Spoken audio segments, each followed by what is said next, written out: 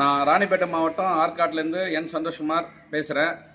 எனக்கு ரொம்ப நாளாக ஐயப்ப பக்தி இருக்குது. ரொம்ப வருஷமாக நான் வந்து கோயிலுக்கு போயிட்டுருக்கோம். ஐயப்பன் மேலே அவ்வளோ ஆசை, ஒரு பக்தி எல்லாமே இருக்குது. ஸோ இப்போ பார்த்தீங்கன்னா கேரளா கவர்மெண்ட் வந்து ஒரு 70,000 பேர் ஆன்லைன் முன்பதிவுக்கும் 10,000 பேர் வந்து உடனடி முன்பதிவுக்கும் அனுமதிச்சிருக்காங்க. இதற்கு வந்து ஆதார் கார்டு கட்டாயம் கொண்டு போகணும்னு சொல்லியிருக்காங்க. இது ரொம்ப ரொம்ப வரவேற்கத்தக்கது. போன வருஷம் பார்த்தீங்கன்னா நெரிசலில் எல்லாரும் அவதிப்பட்டோம். அந்த நெரிசலை தடுக்கிறதுக்கு இப்போ 70 + ஒரு 10 80,000 பேர் வந்து அனுமதிச்சிருக்காங்க. இது ரொம்ப ரொம்ப வரவேற்கத்தக்கது. மேலும் இதை வந்து தாண்டாமல் அவங்களும் இதை பார்த்துக்கினாங்கன்னா நெரிசலை குறைக்கலாம்.